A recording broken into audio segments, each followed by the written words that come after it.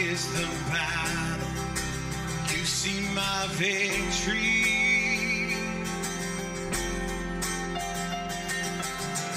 When all I see is a mountain, you see a mountain move. And as I walk through the shadow, your love surrounds me.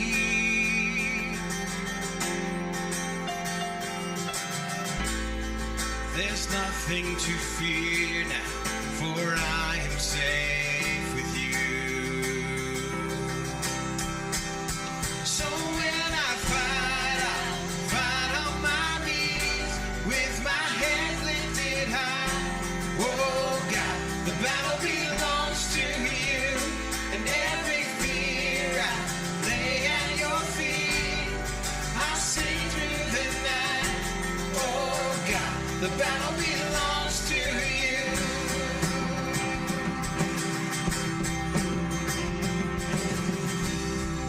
And if you are for me, who can be against me?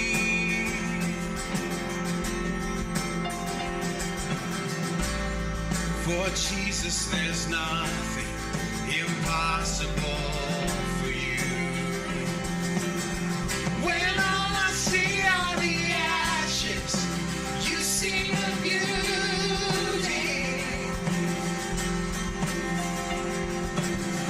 When all I see is the cross, God, you see the empty tomb.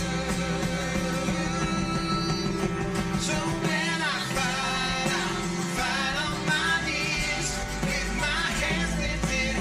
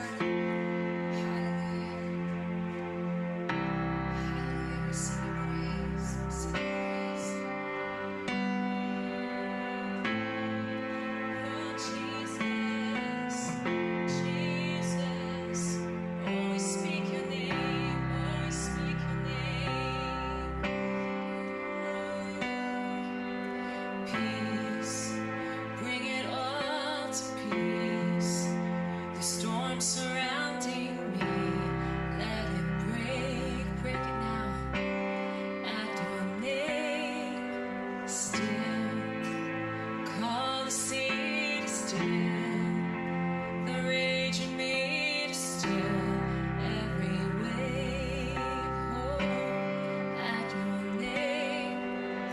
Jesus, Jesus, you make the darkness tremble.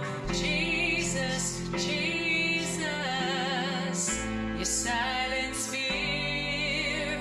Jesus, Jesus, you make the darkness tremble. Jesus, Jesus, breathe. Call these bones to live. Call these lungs to sing once again. Our praise, Jesus, Jesus. You make the darkness tremble. Jesus, Jesus. You silence fear. Jesus, Jesus. You make the darkness tremble. Jesus, Jesus. Sing that again. Jesus, Jesus. Come on. You make the darkness tremble. Jesus, Jesus. You silence fear. Jesus, Jesus. You make the darkness tremble. Jesus, Jesus.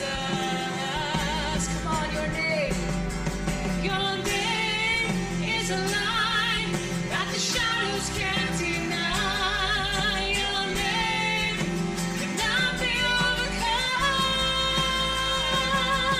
Your name is a light forever lifted high. Your name cannot be overcome.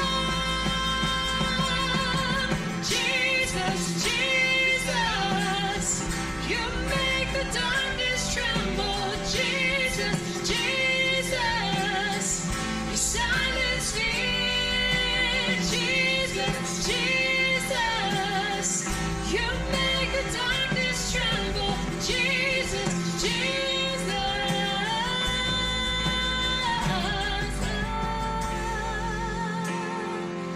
Oh, Jesus, Jesus. There's power in the name of Jesus. Freedom in the name of Jesus. There's healing in your name, Jesus. All right, church. Jesus, Jesus. Come on, speak his name. Jesus, Jesus. Come on, over your circumstances today. Jesus, Jesus. Oh, we need you. Jesus, Jesus.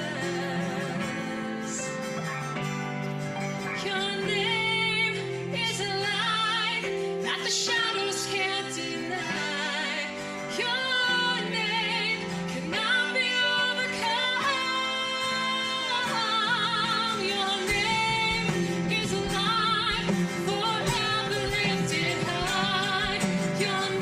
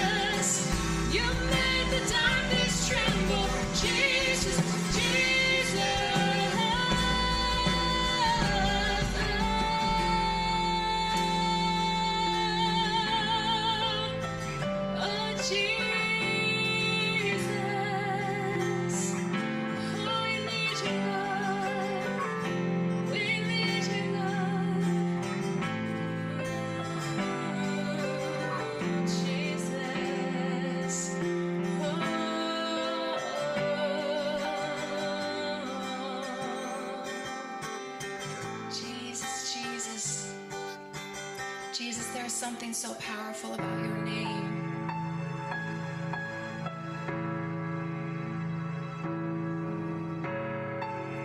Jesus, we look to you today. We look to you today. We are desperate for you today.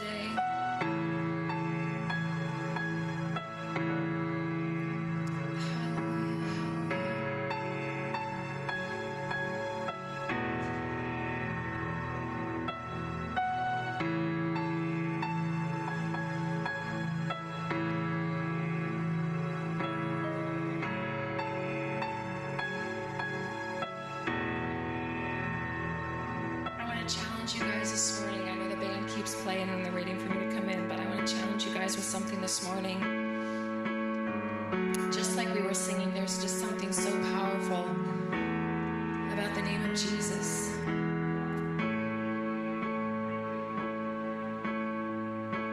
His name can pierce through the darkness. At his very name, demons flee. Darkness flees. Fear. So I want to speak to something this morning. If you are here and you are fearful, first of all, I've been there. But I also know that we serve such a gracious, loving Father.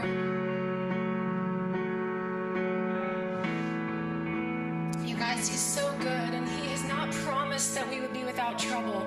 He's not promised that things were going to be easy, but He has promised us that He wouldn't leave us. And there's something so powerful about that. As we sing this next song, you guys, I feel like what we need more than anything right now is for God's peace to completely overwhelm us, so that it would begin to replace fear. It would begin to replace anxiety. It would begin to replace doubt. Those things that feel like they can absolutely paralyze us. Anger, frustration, all of these feelings that are normal in our human state. But God wants better for us. He has so much greater for us. And in our own power, we're not capable. But if we speak His name out over our circumstances, if we begin to say, okay, God, I know my world feels like it's falling apart. I know maybe the finances don't seem like they're lining up. I know my job seems unstable. I know my relationships feel tense. Or maybe you're crying out for healing and it's not happened yet. Just begin to speak His name out. Say, Jesus, I need your peace to overwhelm me. I need your peace to overwhelm my circumstances. Guys, let's not be overwhelmed by this world. It is so temporary, and I think sometimes we lose track of that and we forget how short this life is. And all of the things that we spend our time striving after are meaningless without Him. And so I want us to pray together right now before we sing this next song. And I want us to sing this from a place of surrender, and also a prayer to God saying, okay, Lord, we are surrendering our human emotions to you, our frustrations, our fear, our anxiety. When our mind just won't stop, when we feel like we're just going and going and going in circles, God, I lay it down. And I continually need your peace. That's what we need. So Lord Jesus, I ask even now, before we sing a note of this song, that your peace would just begin to flood through this room. Father, I know that there are people here who feel like they can't get a break mentally, that they can't get a break financially, that they just can't get ahead, that everything in this life feels like it's against them. But Jesus, you are for us. You are for them. You are for them. So Jesus, we speak your name, we speak your peace over this room. Father, even now that people would just begin to feel your peace replacing their frustration, replacing their worry. God, I pray for rest. Rest over the hearts and minds of every single person in this room. And for those of you who are watching online, we speak heavenly rest and heavenly peace in your heart and in your spirit today.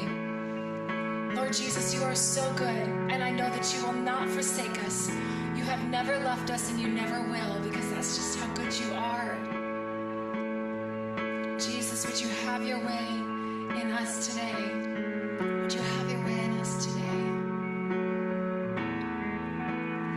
I don't want to be afraid every time I face the waves. Come on. I don't want to be afraid. Speak it out. I don't want to be afraid. I don't want to fear the storm just because I hear it roar. I don't want to fear the storm. I don't want to fear the storm.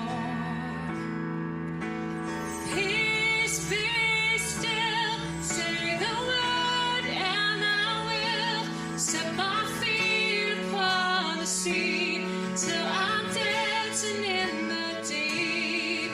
Oh, peace, be still. You are here, so it is well. Even when my eyes can't see, I will trust the voice that speaks. All right, declare it today, church. I'm not gonna be afraid, 'cause these waves are only waves. I'm not gonna be afraid. I'm not gonna be afraid. I'm not gonna fear the storm. You are greater than its roar. I'm not gonna fear the storm. Come on. I'm not gonna fear it all. Peace,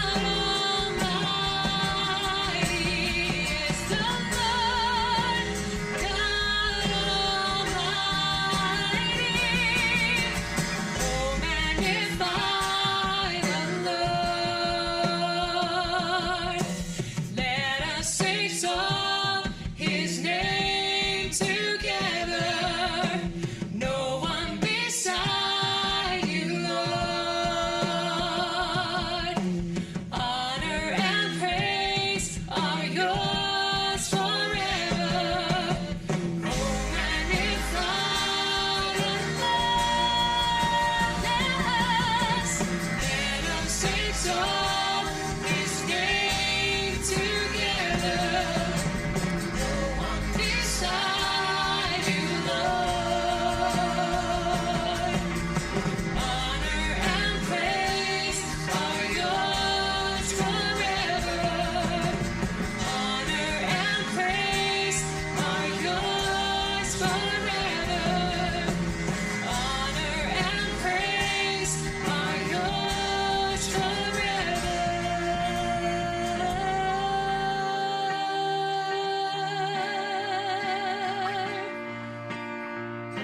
Jesus, you are so worthy. Father, I thank you so much that you are always here with us, that you are so good to us and so faithful to us, and that you are still speaking to our hearts even today, Lord Jesus. You are good and faithful, and there is no one like you. Father, I ask that you would just have your hand upon every moment of this service, for everyone that is here and everyone that is watching at home, God, that you would be so real and so near to us today. It is in your holy and powerful name today. Amen. Amen. Guys, God is good, isn't He? We are so excited that you are with us this morning at Connection Church. Why don't you take a few minutes right now, walk around the room, say hello to some people, and if they haven't been here, ask them how their Christmas was.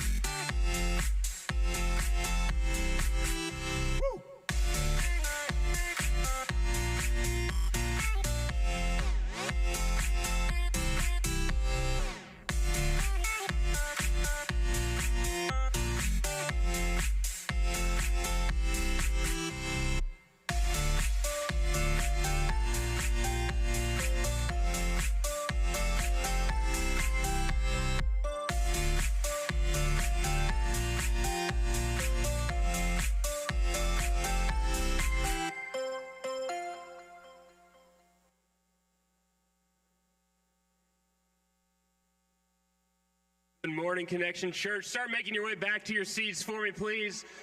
Forgive me, I was a little late on the countdown, had my hands full, had to get my water and everything ready to go. We got a lot of announcements today. I hope everybody had a very Merry Christmas. We got a lot coming up as we roll into the new year here. I want to remind everybody, we have our Wednesday night activities starting again this week. That includes our kids' classes, Impact Girls and Royal Rangers. That includes youth services. And Pam is starting her Bible study back up once again. And they are doing a series called Hear from God in 2022. So that's going to be a good series. So please make sure you make the time for that. They are back in room 102 in the back of the building. And again, that includes all of our Wednesday night activities starting back up this coming Wednesday. I set my phone down. I don't know all the announcements today. We have our our Tuesday night ladies meeting coming back up as well. They are starting at, I'm sorry. Let me back up a little bit. I'm confusing myself. There's too many women's announcements in here. So let's back up. Back to Wednesday night, all right? So Jen's class is actually starting a book called Even If, okay? So that's going to be a great study. Ladies, if you want to take part in that study, the book is $10, but please don't let that hinder you. If $10 is just too much for you to do, please come talk to us. We would cover that for you. We want to make sure that you're a part of the study no matter what, but please, it is $10 if you want to take part in that study. So please try to take the time for that as well. Now, let's move on. Okay, so the ladies' meeting is coming up on Tuesday, January 11th at 6:30 p.m. That'll be back in the Kids Center. That's their monthly meeting. And the ladies, they're saying, come out, join us for a time of fellowship, snacks, and time in God's Word. I actually don't know what happens at these women's meetings, so I'm glad they wrote that in there for me. I'm never allowed back there. So, ladies, that's going to be a great time. Let me just read this word for you. We have a box available in the lobby. Oh, this is a completely different announcement. There we go. Got to get spaced out right. Here we go. So we have a box in the lobby now. Guys, this is literally how my whole year has gone. And it's only day number 2. We have a box in the lobby to collect scarves, coats, hats, all that sort of things. For the Salvation Army. So please, if you have anything that you could donate, please bring that in. And if you'd like more information on that, you can see Shannon Burrows. I don't think Shannon is here today, but you can see her next week when she's here. There's a lot of people sick. Again, this is just how the new year has started off. It's not a great year so far. We are starting our seniors breakfast once again. That is January 7th at 9 a.m. at Farmer Boy Restaurant. Dave Schilling is in the back. You can see him if you'd like more information on that, and you can sign up for that as well in the back table. And then our men's breakfast will be coming up on January 8th at 9 a.m. right here in the worship center. Okay, so I think we actually made it through announcements, so that's good. Let's move on with the worship of our giving of our tithe and offering here this morning. I want to remind you, we have 3 ways to give here at Connection Church. We have online at connectionchurch.cc/giving. We have text giving. Text the amount you'd like to give to 84321. And lastly, our ushers will be coming here in just a moment. Let's pray. Lord God, we thank you for this beautiful Sunday that you've blessed us with, this beautiful season, the freedom we have to come into your house, lift you up, and worship your name. God, thank you for days just like this. I ask your hand over the offering, that you will just provide for it. God, bless the hands that give it. Bless it to your kingdom and bless it to your church. God, let us experience new realms of ministry this year. Let us reach new people this year. We look forward to what you're going to do in this church in 2022. And God, I pray a special hand over all those who are sick today, that your hand of healing will touch them, and all those who are traveling, that you will just protect them on their way back home. God, thank you for days just like this. I pray that the word will touch people. Speak through me, Lord God, in your name. Amen. All right, so give me just a moment. I'm telling you guys, this year has not started off the way I planned. How many of you are excited for the new year, though? Anybody excited for 2022? Ready? There you go. Ready to put 2021 behind us, step into a new year. Nature gives us a fresh start at the new year. I mean, there's a whole holiday around it. We stay up till midnight, get super exhausted, so we're tired on the first day of the new year, but all of that just to celebrate a fresh start. I love starting tired and exhausted, don't you? It's always at this point of the year, I am super excited for the year. I start to lay out plans, things that I want to accomplish, things that I want to do. Anna and I were traveling back from Kansas City, and she asked me what are some things that we should accomplish in 2022. So we started laying out a list as a family, and we started talking about various different things, one of which is we want to look to buy a house. We're not there yet, but that's something that we pray that the Lord will provide for us here in the coming year. We want to look forward to better physical health. We want to eat cleaner. We want to work out more, maybe take our dog on more walks. We want to live a more physically active lifestyle. I want to pay off some of my student loans so that we can be opened up to more areas of ministry here in this year. So we start off the year dreaming about all these things that we want to accomplish, things that we want to accomplish as a family, things we want to accomplish in our personal lives. This year, I hope to be ordained by the end of the year, an ordained pastor. I've already started the process. I just haven't finished the process yet. So I'm hoping that comes in 2022. But the beginning of the year, it's all about dreaming and crafting a vision or a plan. I don't call them resolutions because I worked at a gym for years. And I know resolutions are something you do in January and you stop by February. January was our highest attended month. February was our lowest attended month. That's just the way it worked, all right? So I know resolutions don't always work out. So I set goals for the new year. But as it turns out, goals don't always happen as well. Anna asked me, what are some things that you accomplished back in 2021? And I said, well, I got married. That's a big one. That was high on the list, so that was great.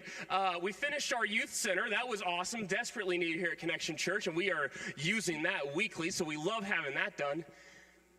But that was really about it. I had other goals and ambitions for 2021 that really did not happen the way I planned them to. But isn't that the way the year goes?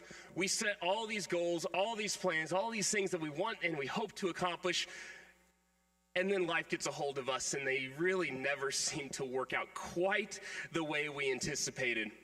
I came in this morning expecting to have a coffee team ready to make coffee, and I ended up having to make coffee. And let me tell you guys, I was not in the right mindset to make coffee this morning. I made a pot of coffee on top of a pot of coffee all over the counter. What a great way to start the year. I started the year with the flu. Not exactly how I anticipated starting off the new year, being sick in bed, but that's how I started the new year. Already, things have not quite gone according to plan. But isn't that how life goes? Isn't that how the year goes? I mean, look at 2020. I mean, that year we tried to forget that already, right? Because nothing actually went according to plan. I remember I laid out a whole calendar worth of events for the students, and nothing actually happened that year the way I anticipated it. That's just the way the year goes. But we're dreamers by nature. That's what we love to do. We love to make plans. We love to craft adventures for our lives and our families. We love to look forward to what's coming next. Maybe for some of you, you're like Anna and I, you want to look forward to better physical health here in 2022. You want to maybe start working out, maybe eat cleaner, maybe go on evening walks with the family. Maybe that's a resolution or a goal that you have set for yourself. Maybe some of you want to get in better financial positions. You want to pay off some of your current loans, maybe get a house instead of renting a house. Maybe that's part of your resolution. Or maybe some of you want to start, maybe some of you want to get rid of something in the coming year. Maybe you want to spend less time on Facebook or Instagram, get rid of the social media platforms. Maybe some of you want to take a step back from the TV. Instead of huddling around the TV in the evening, you want to huddle around the dinner table with friends and family and play some board games. We all set goals and resolutions for the new year. That's what this whole year is about. That's why we celebrate New Year's. It's a clean start. It's a fresh start. But one thing is quite clear. It never seems to work out quite the way we anticipated. It never seems to go quite according to our plans. Because that's the reality of life. Life just gets a hold of us. Life happens. I want to turn in our Bibles today. You don't need to turn with me here just yet, because this is not the actual passage that we're going to be preaching out of. But I wanted to read this little passage of Scripture in 1 Samuel 4. You can turn if you'd like. In 1 Samuel 4, verses 1 through 3, it says, "Now the Israelites went out to fight against the Philistines. In the Israelite camp was Ebenezer, and the Philistines was Alphek." I think that's how you say that. The Philistines destroyed deployed their forces to meet Israel, and the battle spread. Israel was defeated by the Philistines, who killed about 4,000 of them on the battlefield. When the soldiers returned to camp, the elders asked Israel, "Why did the Lord bring this defeat on us today before the Philistines? Let us bring the ark of the Lord's covenant so that he may go with us and save us from the hands of the enemy." All right, so let's just talk about this exchange for just a minute.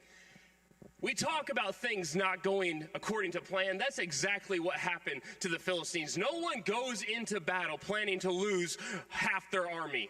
That's not really what you want. That's a bad day, and I think everybody here can admit to that. That was not a plan that went according. But did you notice their response? They lose 4,000 of their men. They come back. And instead of asking God, why did we lose 4,000 men? God, where did we step out? God, what can we do? God, help us. They began asking each other, well, why did God not go with us? Why did God not protect us? They didn't ask God for help. They asked each other and questioning the will of God, questioning his movements, questioning his workings. It wasn't about God anymore. It was about them. Why did God not help them? Why did God not step into their plan? Why did God not walk with them? Them. And this is where we see the Philistines questioning the workings of God. And I ask myself, how many times have we been in the same scenario? How many times have we outlined these plans for our lives? How many times have we set these goals and ambitions and these things that we wanted to do? And how many times has the plan gone awry? Has the plan not happened? But instead of asking God for his guidance, for his leadership, for his help, we begin to question God. God, how could you take an entire year from us with a pandemic? God, how could you take my loved one in the midst of it? As if we weren't struggling enough. God, I had these plans and these ambitions, but yet, why did you not step in? Why did you not help me? And we begin to question the very motives of God and the very workings of God. And in turn, we begin to question our faith. Just because God didn't step into our plan. Because he didn't work in our timing, or in our way, or in our will. How many times have we acted just as the Philistines did? Instead of seeking the understanding of God, we question the workings of God. Instead of seeking the understanding of God, we question the workings of God. How many times have you found yourself in that position? How many times have you had a plan, had an ambition, but when it starts to get messed up, when it starts to not go the way you thought it would, you begin to question what God is actually doing. You begin to question the work he began in you. The Philistines knew God. They saw him work. They saw him lead them through battle and battle and battle. But the one battle that didn't go as planned, the one thing they couldn't control, they didn't go back and they didn't hit their knees and begin crying out, God, help us. Make us stronger. Let us learn from this. God, teach us. They came back and they began to question God. And then I'm not really sure what happened after this. The Bible's not very clear. It seems to be a very quick transition. They question God, and their instinct reaction is, well, let's take the Ark of the Covenant, our most prized possession, into battle with us. How many of you would say that's a great idea? I wouldn't. I don't think that's a great idea at all, but apparently that's what they thought was going to happen. They turned their faith from God himself to an image of God. Now, yes, the presence of God surrounded the ark. We understand that. We know that. But they took their faith in God and they put it in what was just a mere image of God, thinking for some reason that was a brilliant idea. So next time they go into battle, they don't lose 4,000 men. They don't lose 5,000 men. They don't even lose 10,000 men. They lose 50,000 men and the Ark of the Covenant. And this is where we find the Philistines now. They lost the Ark of the Covenant. They've lost 54,000 men in total at this point. And now the Ark of the Covenant is in the hands of the Philistines. Now, this is all just introduction to the message. Let me just make that clear. But I promise I'll get you out on time, okay? I promise. I'm not long-winded. The actual message part of this is rather short. But I'm going to take a common Bible story today that many of us may have grown up with in children's church. And I'm actually going to preach it in a way that was meant to be preached. Because we take this story and we almost make it more immodest, more inappropriate for our children, because it makes for a great story of how worship needs to be done. But we miss the point when we preach it like that. We miss the point when we focus on the praise. So bear with me. Let's get through the history of the Ark of the Covenant. Let's follow the Ark of the Covenant around, and eventually we'll get to the message, I promise. So the Ark of the Covenant is now with the Philistines. It goes from camp to camp to camp to camp. 5 different Philistine camps in total, each one being plagued with tumors and rats while the Ark of the Covenant is there. So the Philistines now sitting here with this great issue on their hand, thinking, why is this happening? Send the Ark of the Covenant back to where it came from. Let the Israelites deal with it. It's their problem. So what they do, they fix up a new cart for the Ark of the Covenant. They put 2 cows on it who have never pulled anything in their entire life. They make 5 golden rats and 5 tumors and put those on the cart with it and say, now send it off in the right direction. And if they stay on that path, it's from God. If they veer from the path, it's not from God. And this is all just a coincidence. So, of course, they send out the cows, and where do they go? They go right into the Israelite camp. So now the Ark of the Covenant is on its way back to the Israelite camp, and now the Israelites, still unsure what to do with the Ark of the Covenant, still treating it incorrectly. A bunch of Israelites, excited to see it, they run up to the Ark of the Covenant, they start to touch it and try to open it, and what happens to them? They die. They all die right there. So now, the Israelites are fearful of the wrath of God. They're fearful of the Ark of the Covenant. So what do? They say, stick it in Abinadab's house and guard it there, and there it remains for 20 years. All because of a bad decision that was made. Things didn't go quite according to plan. Things didn't go quite the way they anticipated it. So they made a bad decision. They sent the Ark of the Covenant off. They mistreated it, misused it. And then it hides in a basement for 20 years. Now I want to remind you, this is the presence of God. This is what the Israelites viewed as the presence of God. The high priest would be able to go in and see the Ark of the Covenant once a year.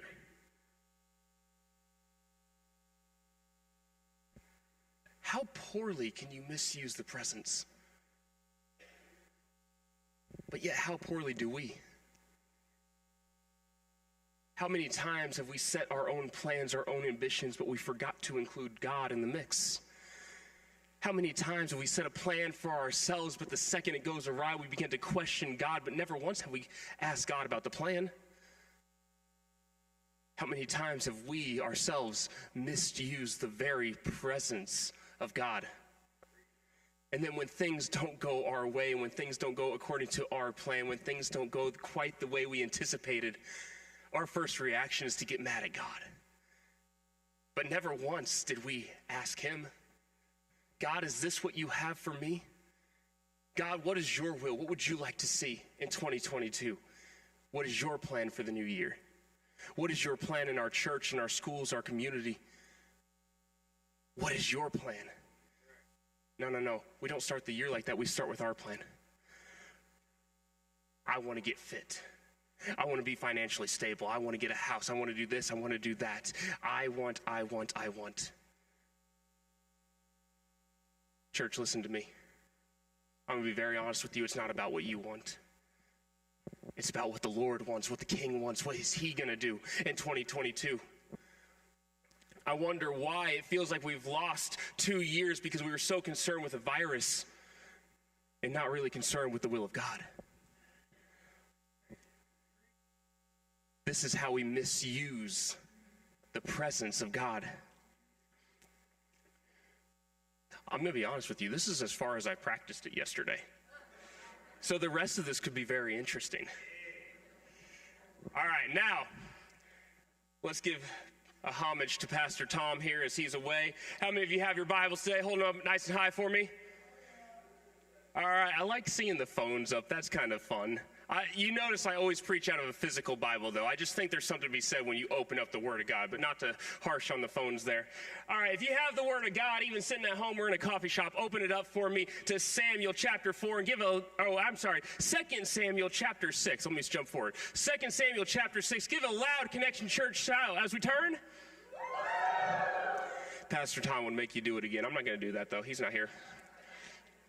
All right, so now, we follow the Ark of the Covenant. It's in Abinadab's house for 20 years. And now we have David as king. David has just conquered Jerusalem, the capital city. And David feels it's only fitting for the Ark of the Covenant to move into the capital city. So let's turn to 2 Samuel chapter 6, verse 12. Now King David was told, let's back up a little bit more. So, this is the bad thing when you're preaching about a narrative. You can read the entire chapter to get the story, but we don't have time to read the entire chapter. So when you only select certain verses to preach over, you kind of lose some of the background. So I just got to talk through it, okay? So let's back up a little bit. So David wants to move the Ark of the Covenant into Jerusalem. So what they do, they gather 20,000 men. They build this brand new cart with this brand new ox, and they put the presence of God, the Ark of the Covenant, on this cart, and they begin to travel back to Jerusalem. Now, the ox, this big, those big, multi-100-pound animals, he stumbled on a rock. I find it funny every time I read that. This massive animal who could probably just step over the rock stumbles on top of a rock, and the cart begins to wobble. And Azusa, the guy who is supposed to be driving this ox, he puts his hand on the ark to stabilize it. And he dies right there. Frustrated and fearful, David takes the Ark of the Covenant, and he stashes it it's in here somewhere, hold on. Now I just don't know how to say it. Hold on. Obed-Edom or what? Edom. I butchered the name. I know I did. The problem is when you go through Bible school, they don't teach you how to say the names. They teach you to read the Bible and get the contents, but they don't teach you how to say the names. I'm going to make an app one day where you can look up a Bible name and it will tell you how to say it. Okay, I'm going to make that app. That's mine, trademark. Don't take it from me. Isn't it a good idea? Thank you. All right, anyway. So they put it in this guy's house, fearful that the Lord's wrath is still on the Ark of the Covenant, okay? So this is now where we see it. I have no idea where I'm at in my notes. They're just gone. So this is where David puts the Ark of the Covenant. He puts it in this guy's house. And he put it in the house because he was fearful. He was scared that the wrath of God was still following it. And after 3 months of being in this guy's house, he realizes he's being blessed. This household is being blessed. It's being flourished because of the Ark of the Covenant, because of the presence of God.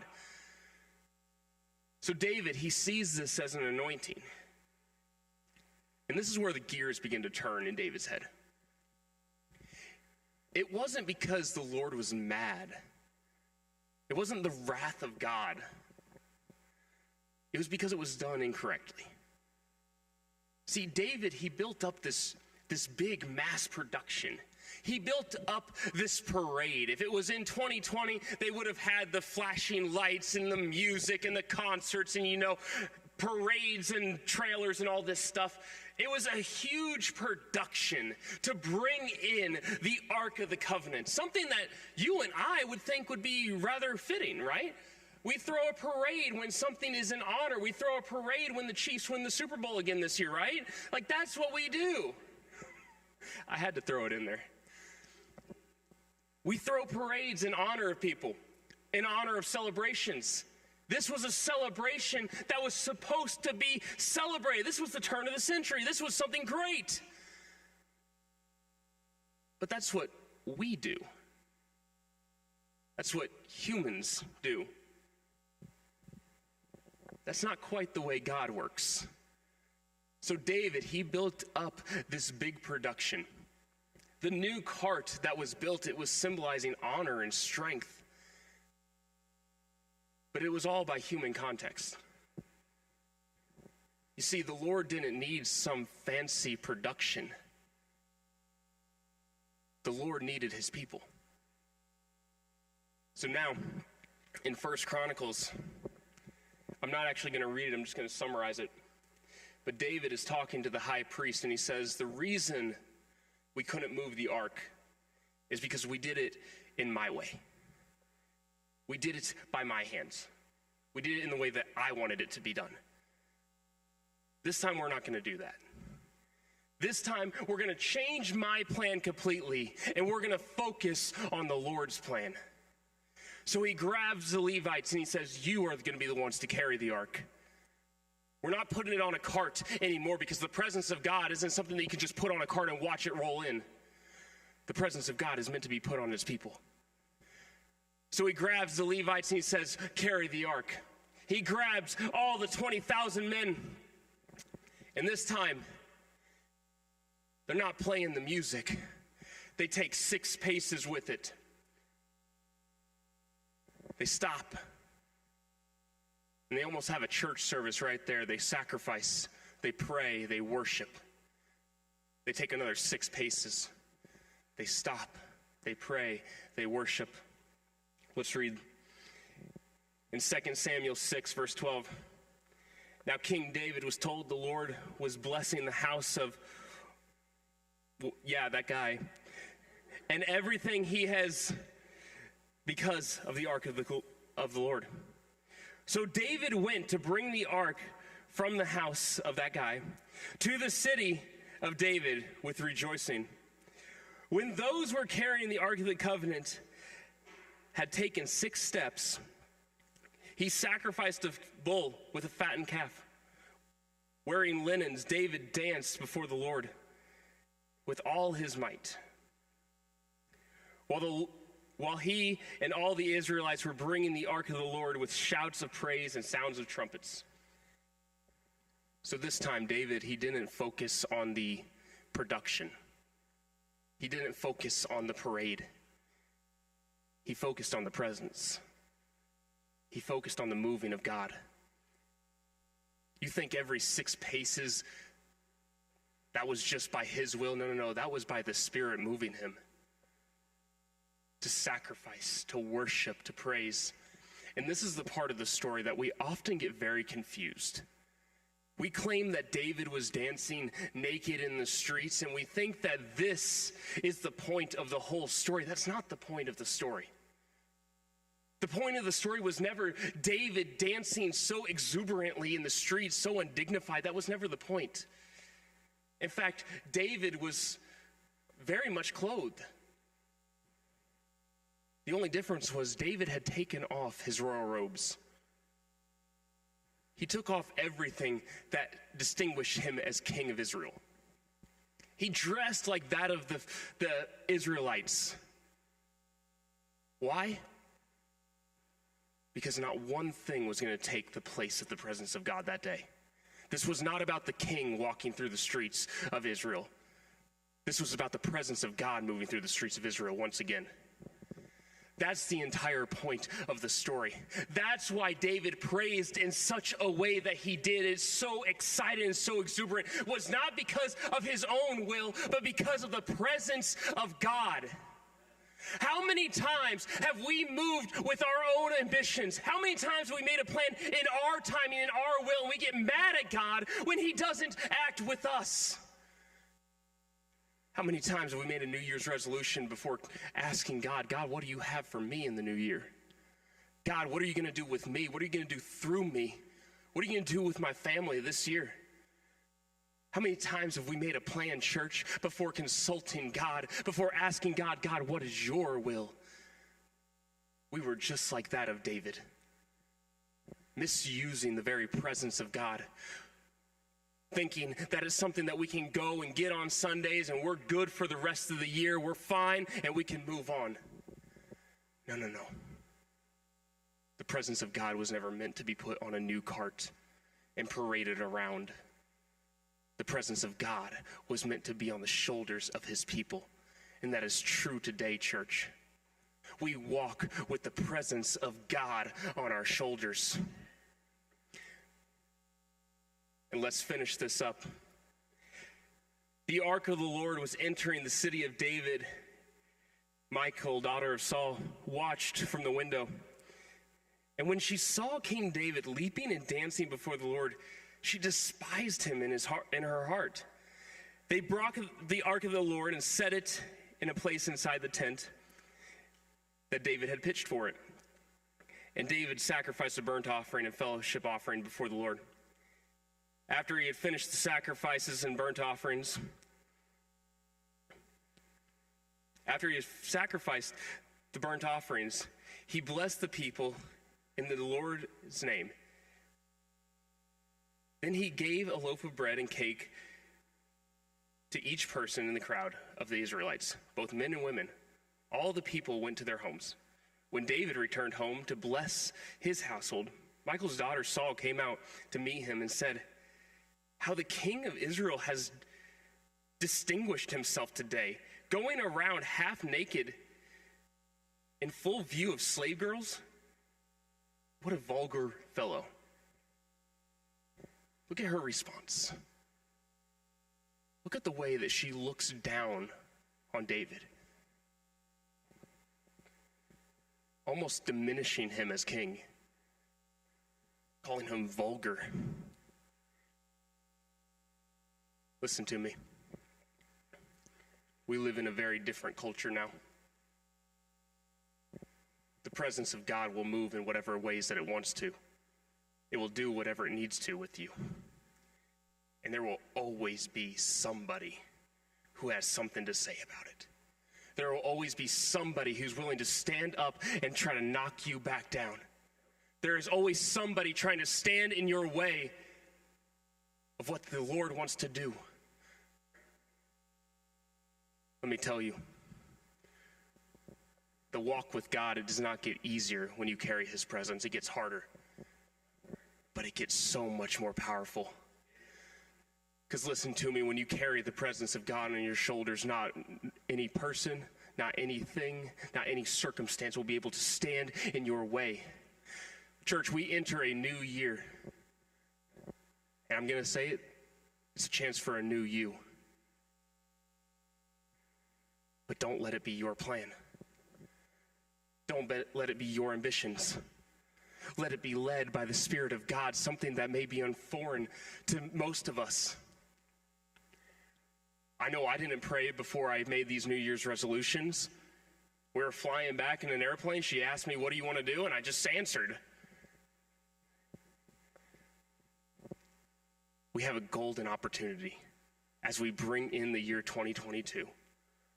We have a golden opportunity to let the past go. 2020, 2021, they're behind us now. We have a start, a fresh start, a clean start. A start to see what's new for your family. A start to see what's coming up for Connection Church, what's coming up for Connect SM, our youth ministry, what's coming up for Connect Kids, our kids ministry. What's new in the coming year? We set these plans, we set these ambitions, and not a single one typically goes according to plan. But are we doing it by our own will? Are we doing it by our own accord? Or are we doing it by the will of God? Church, the entire point of this message is that God's presence was never meant to be watched. It was meant to be carried, and carried by each of you. This is our opportunity. This is our chance. We start the new year with a wonderful worship team. We start the new year with a great message from God. We start the new year here together. I know we already celebrated the first day of the year. Okay, let's move on from that. This is the second day. We're still early. But we're celebrating here together.